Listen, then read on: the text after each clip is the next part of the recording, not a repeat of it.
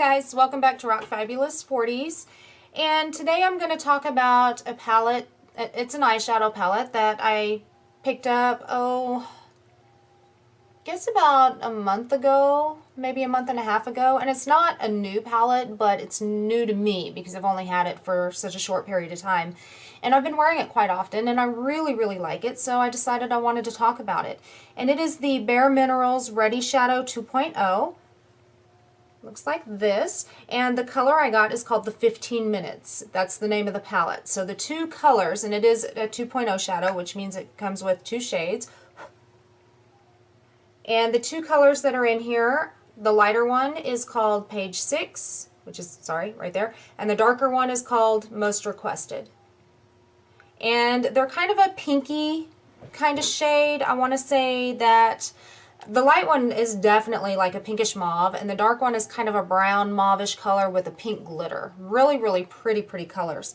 There are, if I remember correctly, 15 or 17 different palettes to choose from, and they cost $20 each, which for two eyeshadows, $20 is quite a bit when you think about, you know, how you can purchase a full palette for, I don't know, $25 to $40.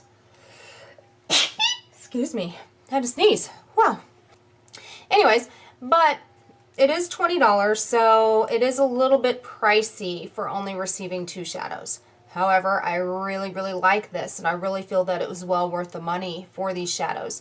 The packaging is really nice. Let's start with that. It's really heavy duty black packaging. I don't feel like it's flimsy. I don't feel like it's gonna break or crack. It's almost got kind of that soft rubber feeling, but it's not really rubber. It's just kind of a soft plastic. Really like that. It's just cute as could be. You open it up, and it's got a really big mirror on the inside. For a little two shadow palette, that's actually pretty good, I thought. It also came with a little brush down here, but I already dumped that out because that's normally the first thing that goes is the little brush. I can't stand those little brushes. So the colors themselves are just absolutely gorgeous. Let me do a couple of swatches of them for you. I mean, I'm just loving these. Look at that. And they are a little powdery. They're not really buttery feeling like they are when I touch my Lorac Pro shadows. My Lorac Pro shadows are just so buttery, it's not even funny. These are not buttery like this, but they're not so powdery that they leave a bunch of fallout when I use them either. I really, and I know I've said this already, really do like these. I'm wearing them today. There we go. Okay, so I have the lightest one, Page 6. I have this going from my lid all the way up to almost my brow bone, but not quite. And then I've got the darkest one, which is Most Requested, in my crease and just a little bit on my outer corner, and then smudged down along my lower lash line. And these last really well. I can wear these and not even have to wear a primer under them, and they'll last me all day. I do, however, wear a primer, but these, you don't need them. They don't crease. They last. They're wonderful shadows. The only thing that I would say about these is because they are really shimmery. Both shadows are really shimmery. I had to bring in one of my own shadows to just kind of counteract that a little bit and give myself a little bit of a transition shade.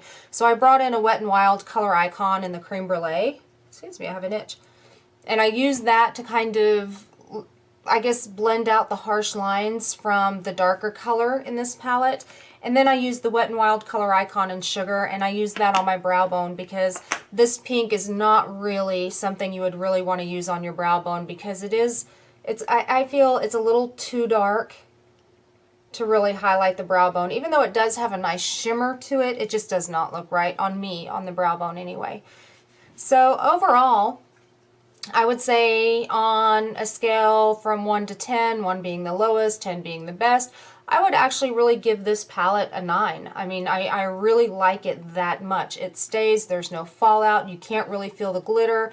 The only reason why I don't give it a full 10 is because they are so shimmery and there's really not anything that you can use as a transition shade, so I had to bring in one of my own colors to do that. But well worth the $20 in my opinion. So guys, I hope this review was helpful. If you like the content of this video, go ahead and leave a comment down below. Also hit subscribe, and you too can rock your fabulous 40s. and I'll see you next time. Bye, guys.